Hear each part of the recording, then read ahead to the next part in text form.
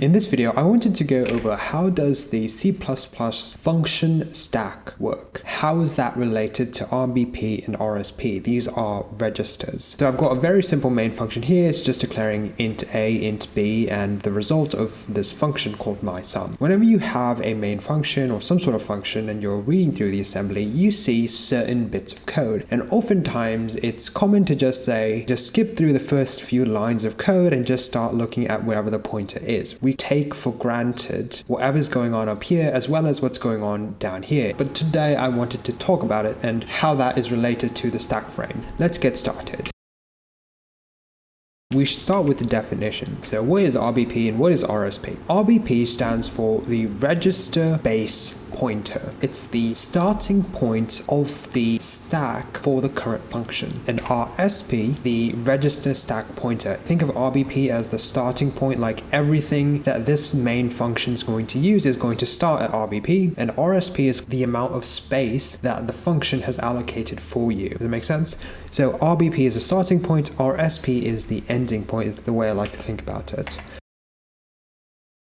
So the first thing you should look at is right here. Whatever's in RSP, move that into RBP. So you can imagine this is how we kind of set up the stack frame for the main function. We're saying whatever address is in RSP, that's going to be the starting point for RBP. And well, obviously the starting point can't be the ending point. RBP and RSP cannot be at the same location because int main is essentially going to use up some data. It's going to create these two variables. And for that, we need to allocate some space for this current stack frame. And what we're saying is, why don't we subtract 10 from RSP? So RSP at this point is going to be 0x10 or 16 bytes. First, let's confirm that this is exactly what's happening. I'm going to do p examine of RBP.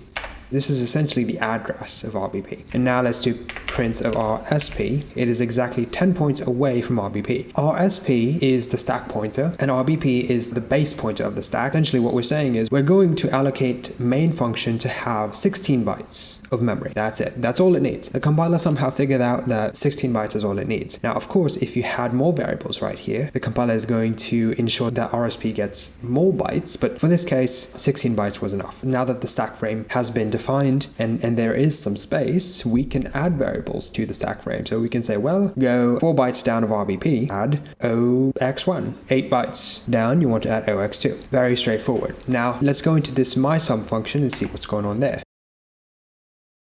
So my sum function is just taking A, B, C, D, E and adding them and returning them. What we really care about is what's going on in RBP and RSP and all that. What's going on in the stack frame of this function. Now, the first thing you should know, when we did this call right here, this call function is automatically moving RSP. And why is it doing this? Well, we should check what's in RSP. We could do x/x to examine the data. And here we go. Inside of RSP, when we did this call function, if you guys recall, before it was 60 here, but now it's 58. And in this, what we've got is this address right here. That's interesting. What's this address do? Well, this address, if you scroll up, is actually this point right here. When we're calling the mysum function, RSP, the stack pointer, it's getting this value right here. It's getting this address because once this function ends, it needs to get back here. And that's why when we scroll down and we check what's inside of RSP, we notice that same address.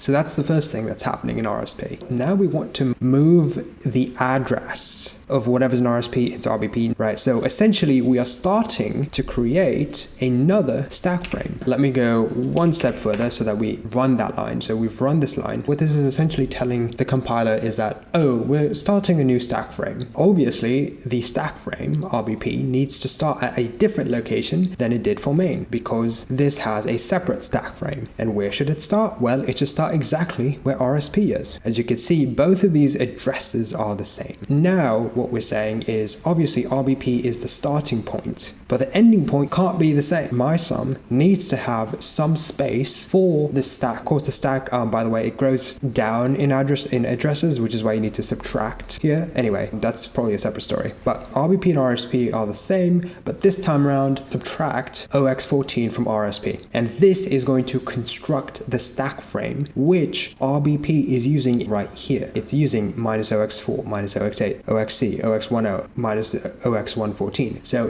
these variables are getting created and stored directly in the space which was constructed by the compiler. That's how the stack frame kind of grows, if that makes sense. RBP is the starting point, RSP is the ending point of this current function's stack frame. I'm going to go through these variables here. And so since we've added these 5 variables, what we can do is just print them out. Why not? Examine 5xd for 5 decimals at RBP. I believe it's minus OX14. There we go.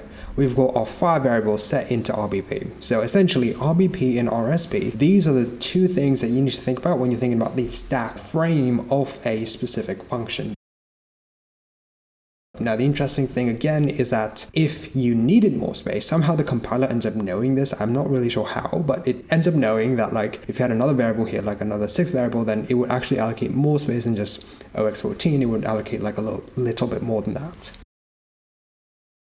We'll keep going. This is just, adding all those results together. And here, this is the cleanup of this current stack frame. And here what we're saying is add OX14 to RSP. We are essentially undoing the stack that we had just built. And then of course we have to undo this as well. So first let me press SI to go here. When we pop RBP, this ends up changing the address of RSP, which is a stack pointer. So obviously RSP is the stack pointer. So I guess it would make sense that if you were to pop, the address of it changes. And let's check what's in it now. If I do RSP, and well, there you go. We've created a stack for all these variables, and then we've run the operations. We've put that value in EAX, and finally, we are cleaning up the stack. And then we're also popping the base pointer, which will give our SP the address inside of main function to the place it needs to go. That's all there is to it.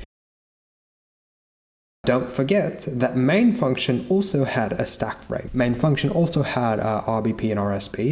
In this case, the difference between RBP and RSP is OX1. And of course, we're going to see the same thing happen once more. What we've subtracted from RSP here, we're going to add it back, removing that stack. Then we're going to pop, and then we're going to return. I mean, it's not really something that you often think about, because oftentimes whenever you're reading assembly code, you're kind of just skipping through the first part, which is the stack setup and the popping of the stack. But it's actually not that hard. RBP is just the starting point, RSP is the ending point, and all local variables to that function end up being defined inside the address space that occurs between RBP and RSP, and that is known as the stack frame. Hopefully that was interesting. I don't know why I have this computer architecture bug lately, but I'm finding all these topics very interesting, and I want to make a video about it. And yeah, that's all I've got for today. If you enjoyed this video, hit the like button and consider subscribing for more C++ content just like this. And if you have any questions or thoughts on this, then leave them down in the comments below, and I'll try to get to all of them. Thanks for watching, and I'll catch you guys next time.